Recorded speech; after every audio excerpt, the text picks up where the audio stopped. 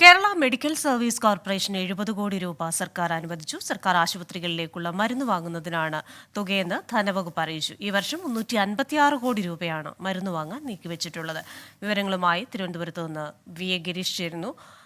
ഗിരീഷ്, ഈ വർഷത്തേക്ക് മാറ്റിവെച്ചിരിക്കുന്ന 356 കോടി രൂപയിലാണ് ഇപ്പോൾ 70 കോടി രൂപ ധനവകുപ്പ് അനുവദിച്ചതെന്ന് മനസ്സിലാക്കുന്നു. വിശദാംശങ്ങൾ.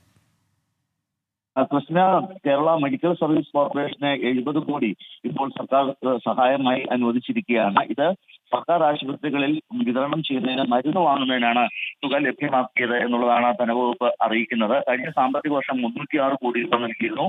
ഈ വർഷം 356 കോടി രൂപയാണ് ബജറ്റിൽ നീക്കിവെച്ചിരിക്കുന്നത്. നിലവിലുള്ള സാഹചര്യം, മഴക്കെടുതിയും അതോടൊപ്പം ഇതുമായി ബന്ധപ്പെട്ട അസുഖങ്ങളും ഒക്കെ കൂടി വരുന്ന ഒരു സാഹചര്യത്തിൽ എല്ലാ സർക്കാർ ആശുപത്രികളിലും മരുന്ന് കൃത്യമായി ഉണ്ടാകണം എന്ന മുഖ്യമന്ത്രി നിർദ്ദേശിച്ചിരുന്നു. ഇതിന്റെ അടിസ്ഥാനത്തിലാണ് ഇപ്പോൾ മെഡിക്കൽ സർവീസ് കോർപ്പറേഷന് 70 കോടി രൂപ അനുവദിക്കാൻ തീരുമാനിച്ചിരിക്കുന്നത്. തിരുവനന്തപുരത്ത് നിന്ന് വിവരങ്ങൾ നൽകിയത് വി എ ഗിരീഷാണ്.